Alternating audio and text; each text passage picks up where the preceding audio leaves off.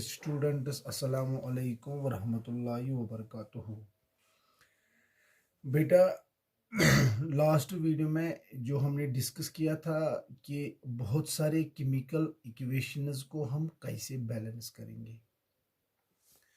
जहाँ तक chemical equation को बैलेंस करने का ताल्लुक है, इसमें बहुत सारे स्टेप्स हम यूज करते हैं in order to we can balance the chemical reaction.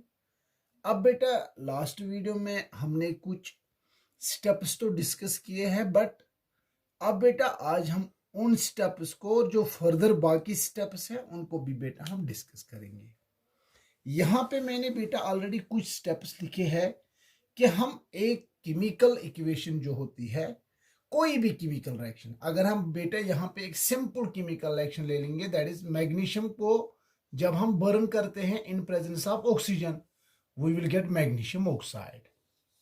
अब बेटा ये जो केमिकल रिएक्शंस होते हैं, मोस्टली इसमें दो साइड्स होते हैं। One is called reactant side, जिसकी चेंज हो जाती है, और जो नए सबस्टेंसेस एंड नए प्रोडक्ट्स बनते हैं उसको हम प्रोडक्ट साइड कहते हैं।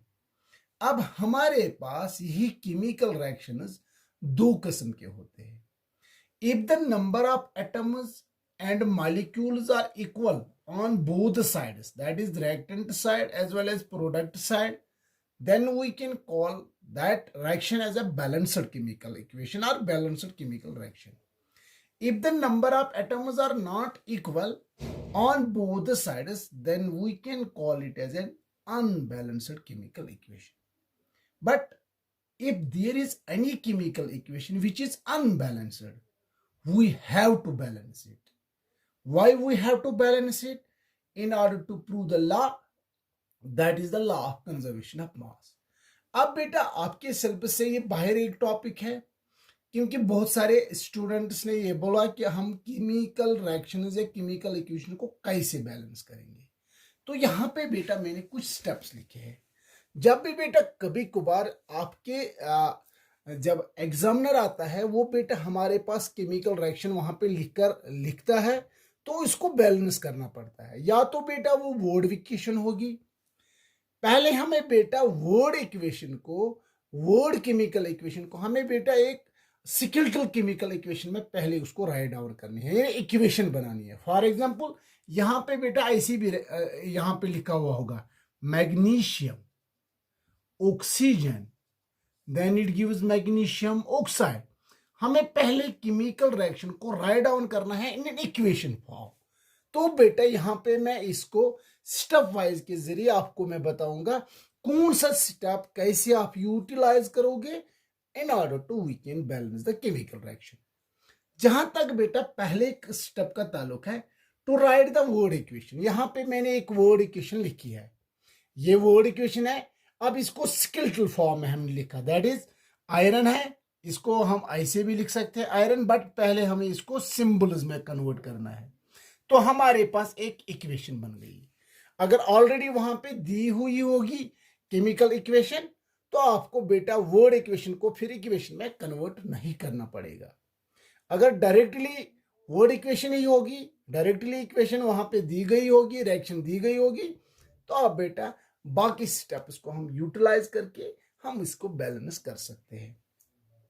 जहां तक बेटा सेकंड स्टेप का ताल्लुक है, तो सेकंड स्टेप में किसी भी वर्ड इक्वेशन को हम स्केलेटल इक्वेशन में कन्वर्ट कर सकते हैं। या ऑलरेडी बेटा मैंने एक इक्वेशन बना के रखी है। जैसे आयरन को जब वाटर के साथ रिएक्ट किया जाता है, iron oxide plus hydrogen gas निकलता है। अब बेटा तीसरा स्टेप है to enclose the formula in boxes. हर एक फार्मूला जो है, हर एक केमिकल कंपाउंड को हमने एक सेपरेट बॉक्स में रखा है। ये आपका बेटा तीसरा स्टेप है। वो हमारे पास अब मोस्टली वर्ड इक्वेशन होगी, इसको हम बेटा स्केलेटल इक्वेशन में कन्वर्ट करेंगे। पहला सेकंड स्टेप वर्ड इक्वेशन पहले ही स्टेप है, उसको फिर सेकंड स्टेप में आप किस में कन्वर्ट करोगे, स्केलेटल इक्वेशन में। थर्ड स्टेप में हर एक फॉर्मूलाज को अपने एक स्पेशल बॉक्स में आप रखोगे। अब बेटा तीसरा स्टेप भी हमारे पास आ गया। अब बेटा जब हम इस स्टेप में हम देखते हैं, अब आपको पता है रिएक्शन में दो साइड्स होते हैं, यहां पे मैं सिंपली लिखूंगा reactant side and this is the product side. Now we have to calculate. अब यहां पे हमें कैलकुलेट करना चाहिए. जैसे आयरन जो है, वेरी गुड, इसी तरीके से हाइड्रोजन है, इसी तरीके से ऑक्सीजन है. वो ये जो एलिमेंट्स हैं इन्होंने टेक पार्ट किया केमिकल रिएक्शन में. अब हमें नंबर ऑफ एटम्स कैलकुलेट करने होंगे. किस किस साइड से? पहले रिएक्टेंट साइड से, फिर प्रोडक्ट साइड से. जैसे आप यहां पे देखोगे आयरन कुछ नहीं है इसका, तो दैट मीन्स आयरन एक ही है, नंबर ऑफ एटम्स. हाइड्रोजन देखोगे कितने हैं बेटा? वेरी गुड, यहां पे 2 है. ऑक्सीजन कितना है बेटा? एक ही है, क्योंकि ऑक्सीजन के नीचे कुछ नहीं है. ये सिर्फ मैंने रिएक्टेंट साइड से लिखा है. अगर इसी तरीके से आप बेटा प्रोडक्ट साइड के देखोगे, आयरन कितने हैं? रिएक्टेंट साइड में एक ही था, प्रोडक्ट साइड में बेटा 3 आयरन एटम्स होंगे. ऑक्सीजन कितने हैं? ऑलरेडी बेटा यहां पे 2 है प्रोडक्ट साइड. और नहीं, हाइड्रोजन भी बेटा यस 2 ही है, और ऑक्सीजन भी बेटा कितने हैं? 2. अब जब हम बेटा यहां पे देखते हैं कि नंबर ऑफ एटम्स दोनों साइड से क्या बराबर है, यहां पे आयरन रिएक्टेंट साइड से एक ही है, प्रोडक्ट साइड से 3 है. गो दैट मीन्स ये बैलेंस अभी नहीं है. अब हमें इसको बैलेंस करना पड़ेगा. हाइड्रोजन देखोगे यहां पे भी 2 है रिएक्टेंट साइड, और प्रोडक्ट साइड से भी नंबर ऑफ एटम्स जो होते हैं हाइड्रोजन के वो 2 है. ये ऑलरेडी बैलेंस्ड है. जब ऑक्सीजन देखोगे रिएक्टेंट साइड से 1 है, प्रोडक्ट साइड से 2 है. अब यहां पे इस स्टेप में आप क्या देखोगे कि आपने देखा कि हर एक एलिमेंट जो है कितने एटम्स बेटा इसके प्रेजेंट होंगे केमिकल रिएक्शन में. अब बेटा इसके बाद जो आपका 4th वन स्टेप होगा, you have to choose the highest number. आपको हाईएस्ट नंबर देखना है, हाईएस्ट नंबर ऑफ एटम्स किस एलिमेंट के बेटा होंगे, किस फॉर्मूला में होंगे. जैसे यहां पे देखते हो ये सभी 2-2 है, और जो आयरन है ये प्रोडक्ट साइड से 3 है. अब बेटा अगर यहां पे देखोगे प्रोडक्ट साइड में आयरन जो है 3 है, रिएक्टेंट साइड में 1 ही है. अब इसको बैलेंस करने के लिए हम सिंपली अगर ले लेंगे बेटा, that is 3 molecules of iron. Go 3 into 1, that is 3. अब रिएक्टेंट साइड से भी कितने आयरन आ गए? 3. इसके बाद वाटर ऐसे ही लिखोगे. इसके बाद iron oxide Fe3O2 plus hydrogen gas. अब बेटे यहां पे भी आयरन अब 3 आ गए, यहां पे भी आयरन 3 आ गए. को दैट मीन्स आयरन तो बैलेंस हो गया. जब भी आप केमिकल रिएक्शन को बेटा बैलेंस करोगे, we can not add the atoms, we can only add the molecules. अब बेटा यहां पे भी आयरन 3, यहां पे भी 3. अब इसके बाद अगर आप देखोगे ऑक्सीजन, अब हाइड्रोजन ऑलरेडी बराबर है, क्योंकि रिएक्टेंट साइड भी 2 और प्रोडक्ट साइड भी 2. मगर जब हम ऑक्सीजन की बात कर रहे हैं, रिएक्टेंट साइड से ऑक्सीजन कितने हैं? 1 ही है, और प्रोडक्ट साइड से 2 है. अगर रिएक्टेंट साइड से ऑक्सीजन 1 है, इसको बैलेंस करने के लिए हमें बेटे क्या करना पड़ेगा? हमें बेटे देखना है कि हाइड्रोजन कितने होनी चाहिए. अगर बेटा ऑक्सीजन देखोगे यहां पे किस जगह है? वाटर में है. तो इसको अगर आप बैलेंस करोगे तो simply we can take it as 4 into 1. अब ऑक्सीजन कितने आ गए यहां पे बेटा रिएक्टेंट साइड से? 4 आ गए. बट अभी अगर हम वहां पे देखेंगे 4 आ गए बेटा यहां पे रिएक्टेंट साइड से. ऑक्सीजन कितने आ गए बेटा? यहां पे हम देखेंगे ये 2 है, यहां पे भी हम बेटा 2 लगाएंगे, 2 into 1. अब यहां पे भी ऑक्सीजन 2 और यहां पे भी ऑक्सीजन 2. यहां पे अब ऑक्सीजन भी बैलेंस हो गया. बट जब आप ऑक्सीजन को बैलेंस करते हो, हाइड्रोजन बेटा चेंज हो गए, क्योंकि 2 into 2 कितना हो गया?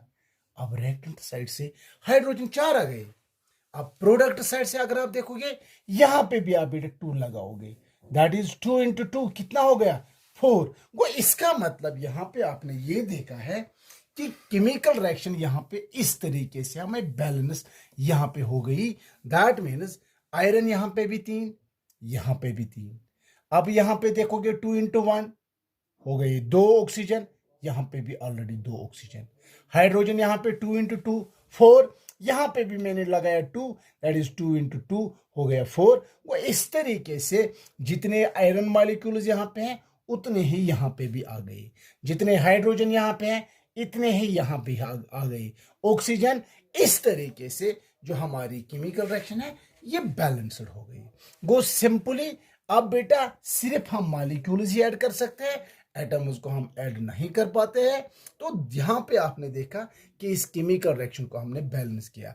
अब बेटा लास्ट स्टेप में इसको करेक्ट करने के लिए आप एक बार फिर इस रिएक्शन को लिखोगे, that is 3 molecules of iron reacts with 2 molecules of water, then it gives iron oxide, that is 1 molecule of iron oxide, that is Fe3O2 plus 2 molecules of hydrogen gas। अब एक बार अगर आपको फिर चेक करना है, यहाँ पे कितने आयरन 3, वेरी गुड, यहाँ पे भी आप 3 आ गए। हाइड्रोजन कितने हैं 2 into 2 हो गए 4, यहाँ पे भी 2 into 2 हो गए 4। ऑक्सीजन देखोगे 2 into 1 हो गए 2, यहाँ पे भी ऑलरेडी 2। तो इस तरीके से हमारी केमिकल रिएक्शन यहाँ पे बेटा बैलेंस हो गई। अब यहाँ पे बेटा आपके लिए मैं यहाँ पे एक होम असाइनमेंट रखूंगा कि आप बेटा इसको मैं फिर से इस टॉपिक को रिपीट करूंगा। अगर किसी बच्चे को भी किसी भी जगह कंफ्यूजन होगा वो पर्सनली मुझे कॉल करेगा, क्योंकि बेटा इसको ट्राई करके आप बहुत सारी केमिकल रिएक्शंस को आप बेटा फिर बैलेंस कर पाओगे। यहाँ पे बेटा मैं कुछ रिएक्शंस आपके लिए रखूंगा, तो बेटा 1-2 रिएक्शंस जिनको आप बेटा बैलेंस करोगे। तो यहाँ पे आपको मैं सिंपली एक यहाँ पे रिएक्शन रखूंगा कि किस तरीके से आप रिएक्शन को बैलेंस कर पाओगे। जैसे यहाँ पे मैं ले लूंगा दैट इज Fe2O3, इसको मैंने बेटा अल्युमिनियम के साथ डाला, तो बेटा क्या बनेगा, ये एक डिस्प्लेसमेंट रिएक्शन है, दैट इज आयरन अलग चला जाएगा क्योंकि अल्युमिनियम मोर रिएक्टिव है। तो यहाँ पे क्या बनेगा, यहाँ पे आपको बनेगा Al2O3 अल्युमिनियम ऑक्साइड। तो आप यहाँ पे आप बेटा इस रिएक्शन को, ये आपका होम असाइनमेंट है, इसको आप बेटा ट्राई करोगे घर में, क्या ये बैलेंस हो जाएगी। दैट मीन्स अगर यहाँ पे आयरन 2 है, यहाँ पे 1 ही है, इसको बैलेंस करना है, या आप बेटा आप खुद करोगे, यही स्टेप्स यूज करोगे। सेकंड वाली भी रिएक्शन में यहाँ पे आपको रखूंगा दैट इज। तो सिंपली जो आपकी सेकंड रिएक्शन है किस तरीके से आप इसको बैलेंस करोगे, जैसे मैंने कॉपर को ऑक्सीजन गैस के साथ रिएक्ट किया तो कॉपर ऑक्साइड बन गया, तो कॉपर ऑक्साइड को यहाँ पे भी इस केमिकल रिएक्शन को भी आप बैलेंस करोगे। अब यहाँ पे एक सिंपल होम असाइनमेंट मैंने रखा, 2 केमिकल इक्वेशंस मैंने डाले, इनको आप बेटा सिंपली बैलेंस करोगे। बैलेंस्ड केमिकल इक्वेशन आप मुझे अपने पर्सनल नंबर पे सेंड करोगे। डियर स्टूडेंट्स, ये एक एक्स्ट्रा टॉपिक था, तो नाइस बेटा, अगर कोई भी कंफ्यूजन होगा मुझे आप बेटा कॉल करोगे। Thank you dear students, have a nice day.